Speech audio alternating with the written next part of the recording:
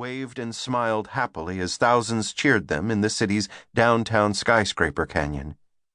At 12:30 p.m., as the motorcade rolled through grassy Dealey Plaza on its way out of downtown, Smith heard the 3 rifle shots fired by Lee Harvey Oswald.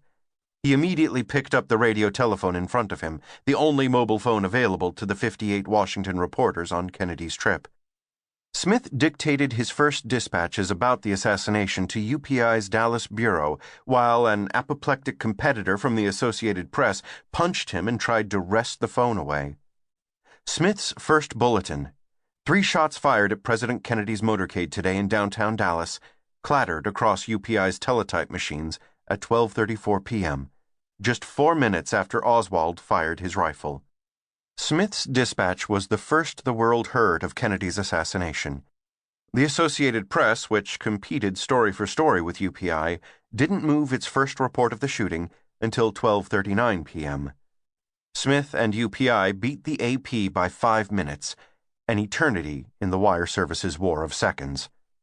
At Parkland Hospital, just moments after the shooting, Smith dashed up to the blood-spattered presidential limousine and saw the dying president cradled in his wife's arms. A Secret Service agent he knew told him Kennedy was dead. Another bit of exclusive news Smith soon put on the UPI wire. Later, Smith was one of 3 reporters watching as Kennedy's vice president, Lyndon Johnson, was sworn in as the nation's new chief executive aboard Air Force One while it was parked on the Dallas airport tarmac. His AP competitor chose not to go to the airport, giving Smith and UPI yet another win over the competition. Smith accompanied Johnson, Mrs. Kennedy, and the slain president's body on the flight back to Washington, all the while gathering details for the vivid Pulitzer Prize-winning story he wrote for the next day's morning newspapers. Smith was one of the most widely read and influential journalists of his time. He earned his readership and influence by closely covering his beat.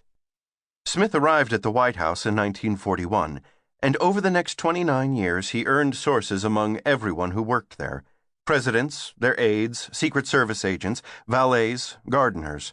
No matter who was president, Smith was a White House insider. Franklin Roosevelt died in Warm Springs, Georgia, on the day he was supposed to attend a picnic Smith had organized for him. Harry Truman once took his shirt off to disprove one of Smith's news tips.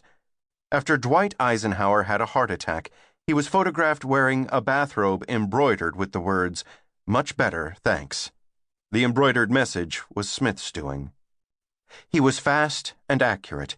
He could juggle several complicated stories in his head at once and dictate perfect copy for each over the phone, a critical skill for a wire service reporter who competed fiercely to report the story first. He was a character out of the front page, cranky, warm, and funny, 5'10", mustachioed with a staccato voice that seemed to come from the side of his mouth. Smith viewed his job as looking coldly at the presidency.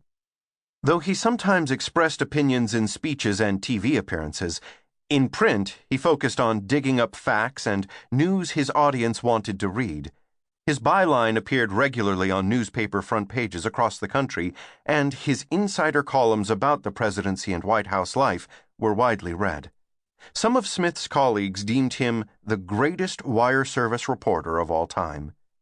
Those who read Smith's newspaper stories about President Kennedy's assassination weren't the only ones to gain by his hustle and expertise in Dallas. Many people know that Walter Cronkite of CBS was the first to report the assassination on network TV. Few know that Cronkite learned of the shooting from Smith's dispatches. Because Smith was first with news of the shooting and with other assassination details, his reporting was an important source for broadcasters' TV and radio bulletins. Some reporters, mostly TV types, used their work on the assassination story to build their reputations and careers. The struggle for identity by some of these TV characters is incredible. UPI's top editor, Earl Johnson, wrote Smith after attending a party at Cronkite's home several weeks after Kennedy's death. Smith had a healthy ego, and he was proud of his Pulitzer Prize. But he also wished he had won it for some other story.